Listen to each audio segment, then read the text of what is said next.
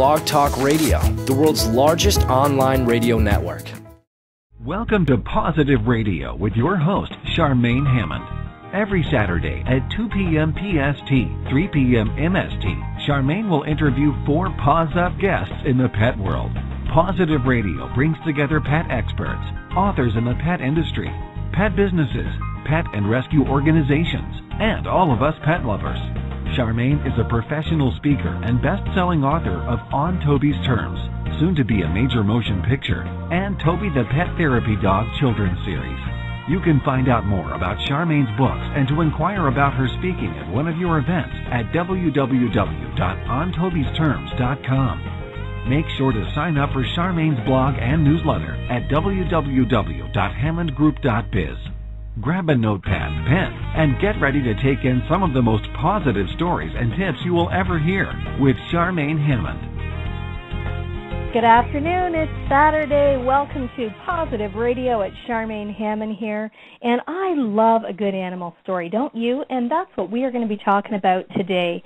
I am just delighted because we have Steven Latham with us. He's calling in from California, and I'm going to put him on the line in just a moment to introduce him.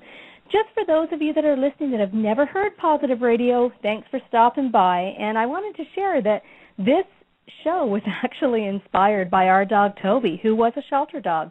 We adopted Toby when he was 5 years old. We didn't have him in our life long enough. He passed away when he was 10 and a half. However, in those 5.5 years that we had him in our family, he went on to do big things. He left a lot of paw prints on a lot of hearts. He was a therapy dog, presented to 10,000 students across North America, and is a great example of a dog that we rescued who was able to go on and really live his life with purpose. And we see that all the time in the rescue organizations and shelters that we get to visit. Now, today is really a celebration of shelter pets and the incredible bond that they form with human beings. And Steven Latham is just a fantastic guest. He is the producer of Shelter Me, and if you haven't seen Shelter Me yet, it is a must watch. I've seen it, I loved it, and I cried, I laughed. And Steven and I were just talking before the show, and he said they're tears of hope, and I thought that was beautifully said. So welcome, Steven. How are you today? Hey, Charmaine. Thanks for having me. I'm excited to be here. Me too. I'm really glad you joined us. I'm going to run through your bio so everyone knows a little bit more about you, and then we're going to launch right in and have a great conversation, if that's okay with you. Yes, thanks. All righty. So Steven Latham is an award-winning filmmaker and the president of Steven Latham Productions. He recently produced and directed Shelter Me, a family-friendly PBS show that celebrates the animal-human bond with positive, uplifting stories about shelter pets and their new homes. Shelter Me focuses on the success stories to bring more people into the shelters to give these incredible animals a second chance.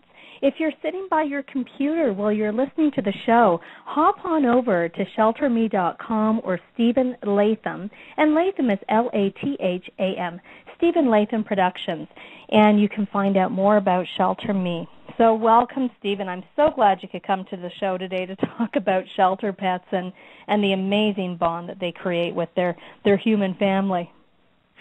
Anytime I can talk about my experiences making this film. We have a large audience to reach, and in certain regards, an uphill battle to convince people what you and I know and what a lot of your audience knows. But it's a job that we're excited about, and we know we have our work cut out for us, but we know we can tell people just how extraordinary these animals are and why they really deserve a second chance. Oh, absolutely. And for those of you that have seen Shelter Me, you know what we're talking about. It's 3 beautiful stories about shelter dogs that go on to help people. So, Steven, let's back up a little bit. Let's talk about even before Shelter Me. I know that you're a big supporter of shelters, and I think you have some shelter pets. So tell us about your shelter pets. So, I've just grown up with animals. I've had dogs and cats, and we had, horses and rabbits, and, it just always had just a deep connection with animals. When I moved, I grew up on the East Coast, and I moved to California in the 90s, and I really understood the importance of being a responsible pet owner, and I moved around a lot. I was working a lot of hours, and I just knew it wasn't the right time for me to personally have a pet. But I had been to adoptions, I'd been to the shelter, I was certainly aware of shelter issues. And then about 5.5, almost 6 years ago, I was a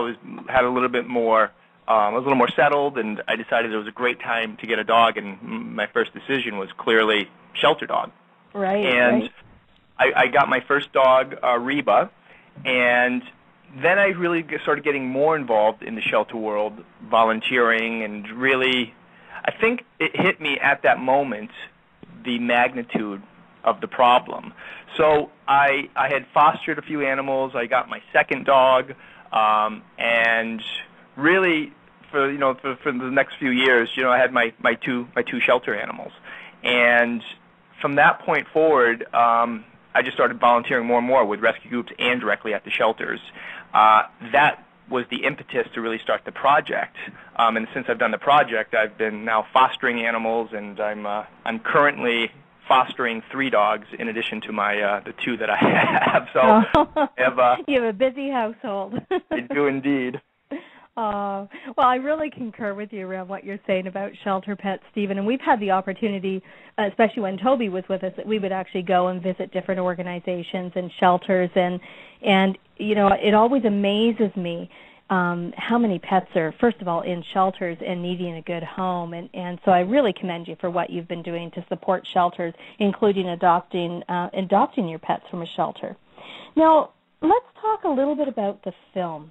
As you know, I've read it. I watched the story. I loved it, and I wanted to read a couple of things off the back of the CD cover.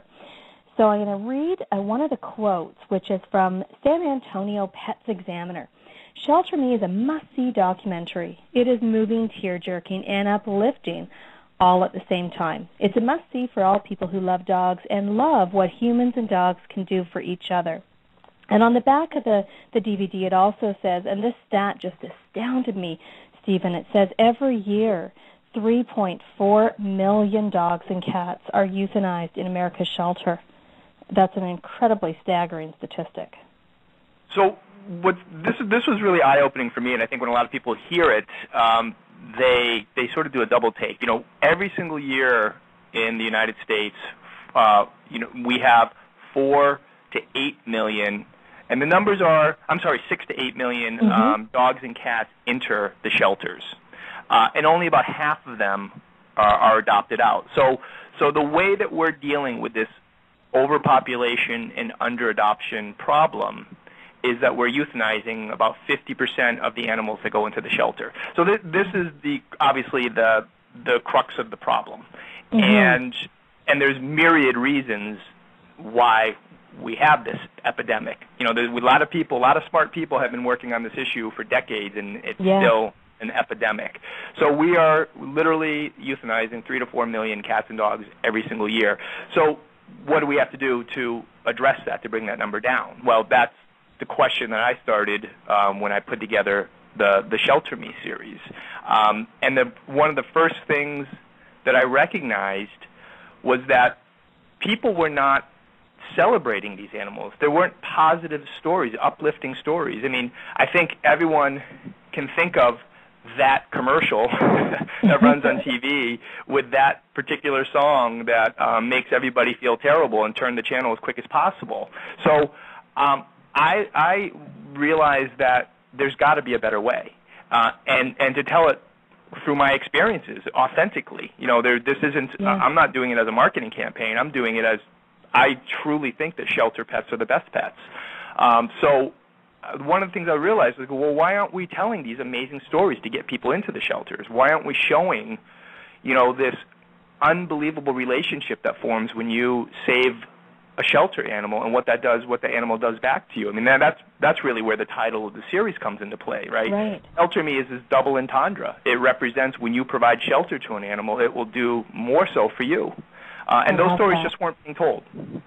Yeah, I agree with you. One of the things that we've learned, and you've probably seen this too, Stephen, is animals really connect people, don't they? I mean, the animals give us a reason to share these stories, and it was really interesting. Not long ago, I was talking to a lady who had adopted, I think, both of her dogs from a shelter in her area, and she shared a story where one of her shelter dogs had sort of been swept away in the river and was going downstream, and the other dog that she had adopted, who was also a shelter dog, was acting strange. Nobody could figure out why. They didn't even know the dog wasn't there, and this dog took off and went in the water and saved this other little dog. I mean, just incredible. So, there was, for a long time, there was just a whole school of thought that, that animals, didn't have these multidimensional feelings, and, clearly science has shown that these are sentient animals that have emotion. They think, they feel, they have a complete different complex set of ways of communicating that are a little different than us. So you hear these stories all the time, and this isn't coincidence. I mean, these animals are amazing. I mean, look at your Toby. I mean, had its own personality that I'm sure will never be duplicated again. And it was something that you worked with and corrected some of his behavior, but you also embraced others. And once you gave him that support system, he just thrived. And then what ended up is because you provided that support for him, he ended up, being a therapy dog and helping others. So that's the beauty, is you really need to understand the pet as well, and you need to set up animals for success, not for failure. So that includes when you're selecting a pet from the shelter. You need to go in and be making a responsible decision. You can't just be going in and just getting it, saying, "Oh, I just want to get one just on a whim."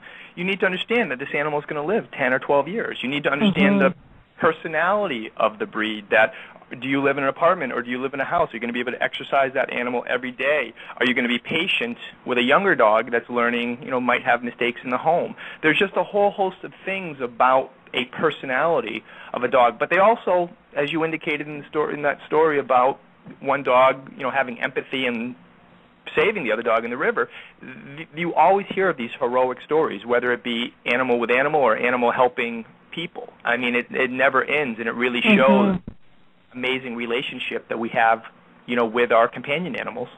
Yes. One of the things that really stood out for me in the Shelter Me series, and I was so pleased that you and your team put this in, was the journey of adopting a shelter dog. So there's one part of the DVD where it shows the dog being picked up and then put into the shelter, and the whole process that the animal goes through right up to the point of adoption. And I thought that was a great piece to include, because if people haven't ever adopted a pet before, it's a brand new experience for them. So most people, when you talk to them, and this is one thing that I always do in my neighborhood. I live in Los Angeles. I'll be walking my dogs, and when I talk to people, it's obviously a great icebreaker, and I'll just kind of casually say, well, my dogs are kind of unique looking. I've got, they're kind of a Catahoula mix, which is like this leopard dog with these spots, and they're kind of interesting looking. But people say, well, what kind of breed is that? And I always say, well, it's the shelter breed, which leads me to tell people, well, do you know where the shelter is? And we have, 3 shelters within, a mile and a half. And people always, 9 out of 10, will say, no, I don't. So that's when I realized the challenges that we face. And that's what I realized with Shelter Me. It's not just about raising awareness about how amazing these animals are, but using this as a tool for change, as a catalyst to turn that awareness to action. So the reason we told that first story was we realized that was going to be the first time that most people saw the inside of a shelter. Right. Everybody has a stereotype about it, of course, and it's scary, and it's all those animals, and it smells, and no, I don't want to bring my family there, and I might have kids, and shelter pets are these scary animals. All untrue, by the way. Right. But we wanted just to show it. Well, look, why don't we just show it the way it is? No sugarcoating. So that story was, we followed an animal control officer out who captured 2 strays, and this happens all too frequently throughout North America, where these are just animals living on the street. Now, keep in mind, these animals are 100% dependent on people, but they're left to fend for themselves on the street. And some of them are, just born on the street. Some of them are literally people just open the door and just get rid of them. People move. The homes are foreclosed on. They just leave the animals behind. So there's a lot of reasons why there's stray animals on the street. And what you find out is that a lot of times these are animals that lived in a home before, so there's nothing scary about them. They're actually house trained. They just, were failed by people, and that's why they deserve a second chance. But we showed that whole story from being picked up on the street, being brought into the shelter, what it's like to actually, be in the shelter, having people go and visit that animal. Unfortunately, both animals got adopted at the end of that segment. But that's one of the biggest challenges we have, is to convince people that these shelters are inviting places and that you'll find your best friend there and there's nothing to be afraid of. And every single time, my experience is every single time someone goes to the shelter, they'll say, wow, I was expecting something totally different. And the other thing you always hear is when people talk about their pets, they're like, oh, my God, my shelter dog or my shelter cat was the best pet I ever had. I hear that all the time. In fact, I have so many friends and colleagues that, they all of their pets are adopted through shelters, and that is one of the comments I hear all the time, the best pet I ever had. And I certainly concur with that, with our Toby. Now, one of the things I wanted to talk about, Steven, because it's really important, Shelter Me is doing a great job at creating awareness, and you talked about something really important, getting those conversations going with people about shelters, letting people know what's available. Let's talk a little bit about how we can help our local shelters, because I think there might be a myth out there that shelters just need financial resources, and some people aren't in a position to do that. And I know there's a lot more that shelters need other than just money. So help us understand, besides finances, how we can support our local shelters. Yeah, look, I can't thank you enough for bringing this up. This is really one of the most important parts of the shelter world, and in particular the Shelter Me project. In the U.S. alone, there's almost 5,000 shelters, and I really differentiate between shelters and rescue groups. Rescue groups are phenomenal. I work with them. I love them. They are 100% part of the solution. And just a quick, piece on rescue groups and the need for them. These are usually groups that are started by an individual, and they raise their own funds or they rely on the public for support. They'll go into a shelter. They'll pool animals, and they'll be responsible for the animal to find a home for them. So they'll give them a home environment and socialize them, and they're incredible. Shelter Me is specifically about shelters, municipal shelters, and these are the ones that are doing a nonstop intake of cats and dogs. It's the place that people drop off their animals. I mean, it's just, that's the focus of Shelter Me. So the need for the shelters for community involvement is essential. I've always said if your shelter is full in your community, then your community has a problem. And what's really important then is to get involved. My experience is when people do get involved, and people love animals, so this is, we can work with kids and the elderly and everybody in between. I mean, people love animals. But when people start working with animals, there's a whole shift, right, in energy, and it brings people together. People are nicer. I'm convinced communities get safer and better, and literally my Pollyanna view is that the world becomes kinder and gentler. Well, I'm behind you on that viewpoint. I love that. So the big thing is I'm always telling people when they're going to support a shelter, whether it be with resources or their time, I try to tell people, put all of your energy to your local shelter, not to the national animal welfare organizations, to your local shelters. All politics are local. There's a reason that adage has stuck.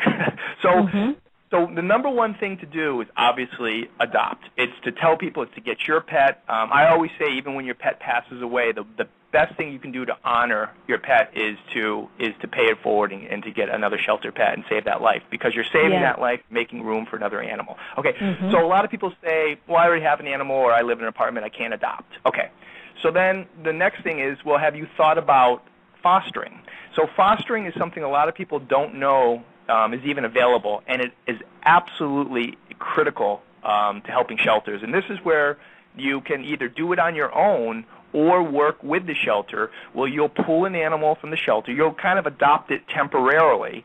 You'll provide a home for it. Again, you'll socialize it. You'll, take it on walks, take it away from the stressful environment of the shelter, and then you'll use social networking and posting online and trying to find a home for that animal. So you're giving that pet one-to-one attention. So that's critical. And and a lot of people say, well, it's really difficult, and you'll hear a lot of people say, I'm a failed foster, meaning they kept the animal, which is great because you've got your new best friend. They have a forever family now. That's right. Exactly, and I do this, and it's really hard to let go of an animal, but it's also, one of the most selfless and one of the most loving things you can do. So then, the other thing is volunteering, and this is incredibly important. The shelters need the support of the community. So when you go in and you volunteer, there's all kinds of things you can do. You could, maybe put your accounting skills to work at the front desk, or if you want to work with the animals and walk the animals. And there's never enough people to walk the animals. And if you think about these incredibly social animals who just want to be around people who are just stuck in cages all day, how great would it be just to give a little bit of sunshine to that animal where you go walk it for a half hour. And that's something you could do as a family, too. I mean, what a great family activity. And when, and a lot of times, one of the challenges is that the shelters don't have the time and resources to market that into the community to tell them they need it. So a lot of things, that's why Shelter Me has to be that tool to go and be a partner with shelters to tell them why they need this help. And you're right, families is great. What you find a lot, and what we showed in the first film, is that there's a lot of elderly people that are volunteering. They love to be with the animals. They have more time. They're bathing the animals. They have that companionship. They get to meet other people from the community. But there's all kinds of things as a volunteer, whatever your skills are. Are you good at organizing, where you can help organize an adoption event?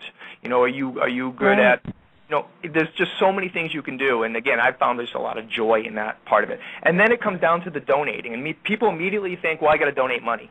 And I'm like, well, no, there's lots of other things you can donate that people don't realize that are incredibly helpful to the shelter.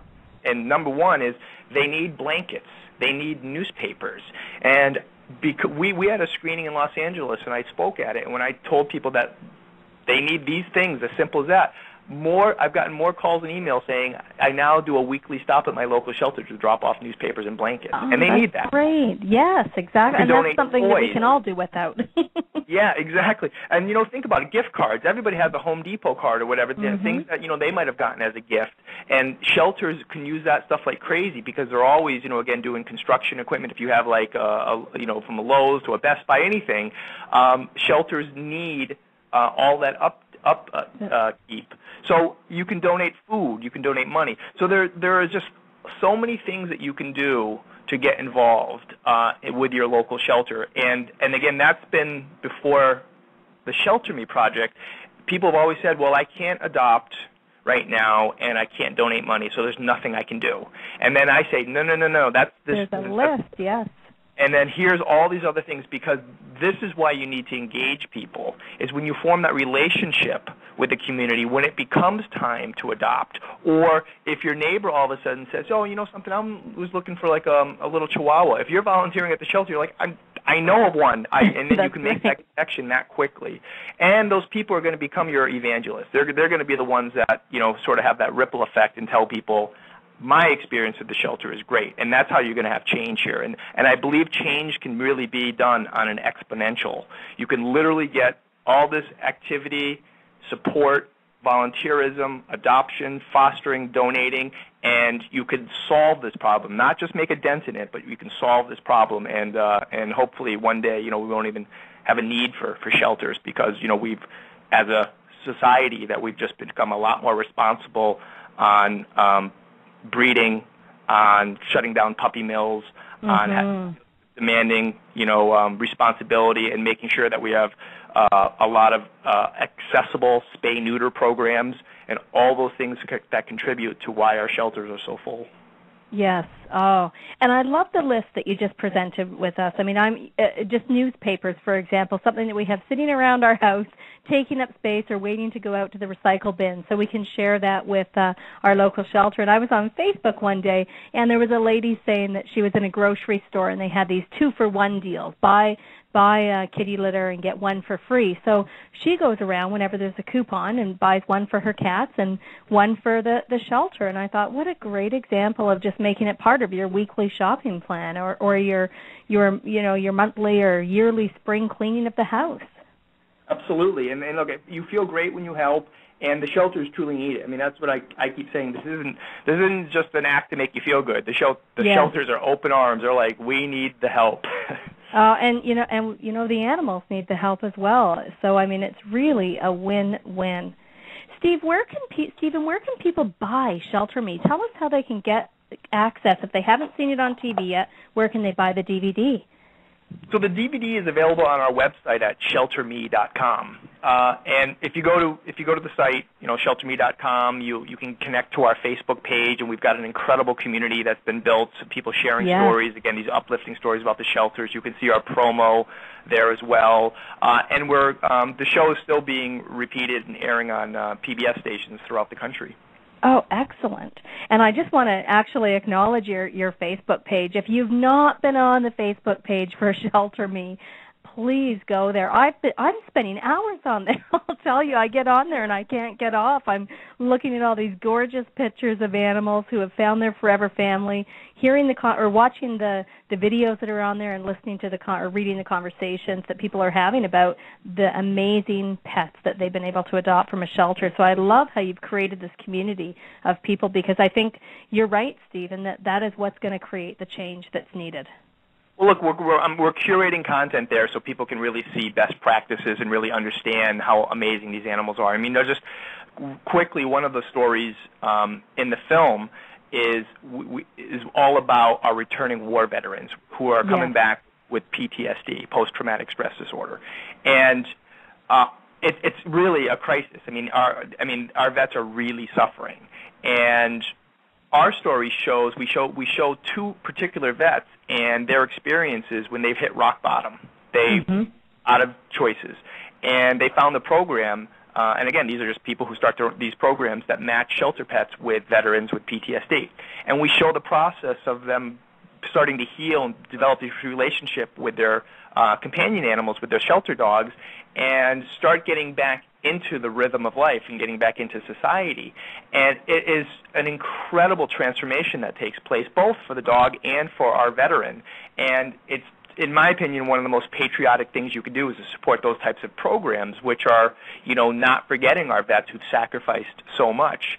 And this just gets back into the shelter, that these were forgotten animals, thrown away animals, and now they are serving such a higher purpose in literally saving lives. I mean, these two veterans, were suicidal, and they're doing phenomenal right now. Well, in the video, and we really even show said that the dogs had saved their lives. I mean, they were very clear about the impact that these dogs had on their life and their future. What the other story is, all about shelter pets being partnered with inmates. We tell this one story of a women's prison, and these dogs that are pulled from the shelter, they're paired up with inmates, and it's such an incredibly progressive program that we hope are duplicated throughout the country. But the prisoners are with the dogs 24 hours a day, training them. They're actually training them to be service animals to meet a higher kind of criteria. I mean, you know that about with Toby. Yeah, and well, I love that part of the DVD series, because I used to be a correctional officer years ago, so I found myself watching that thinking, all these missed opportunities. Now, Steven, we only have about a minute and a half left, and, man, I could talk to you for hours and hours on this topic. But is there one last message you'd like to give to people before we end today? Yep. So the one thing to really reiterate is if you want to help your shelter or shelter pet, you have to just do it, right? It does no good to pity the shelter dog. I mean, I always tell people, don't pity them, do something about them. They don't want you to sit there. I feel I cry at home because, again, the magnitude of the problem. But when I'm in the shelter, it does no good to sit there and to lament it. It's do something. Really have all of your intent be an action. And if you are listening to this, if you're involved, if you're on our Facebook community, do something. Volunteer 1 hour a month. Start off with something that's so easy to accomplish, and then do more and more. And now the good news is we've just begun production on the next episode. So the Shelter Me this is the first making that announcement on your show, and we're incredibly excited. The project is huge. The first episode was funded by Halo Pet Food, Ellen DeGeneres' company. It was hosted by actress Katherine Heigl. And the project's getting really big, and people are really galvanizing behind our message, which is shelter pets are the best, and we really need to focus on celebrating them and telling just really positive and uplifting stories. Wonderful. Oh, I'm so excited for what's coming next. Steven Latham, you have been an incredible guest today. I love your passion, and I really appreciate what Shelter Me is doing to make a big difference in the world. You really are making a difference, Steven. Well, again, thanks, Charmaine, for having me and having this stage to really promote these types of stories. The shelter pets they rely on us. Nothing's going to change if we don't all get involved and do something. So it's appreciated on the Shelter Me's team as well. Thank you, Steven, and have a wonderful, wonderful weekend. Thank you for being with us today. Great. Thanks, Charmaine. Thank you. Take care. Yep. Bye-bye. And thank you all for listening today to PAWsitive Radio. This is Charmaine Hammond with PAWsitive Radio. We're here every Saturday afternoon at 3 p.m. Mountain Standard Time. Please make sure you go over and visit shelterme.com. Get involved in your local shelter. See what you can do to support your local shelter and get those conversations going. Let's get some animals adopted and into their forever families. Thank you all. Have a great weekend, and we'll see you here next Saturday. Blog Talk Radio, where millions of hosts and listeners gather.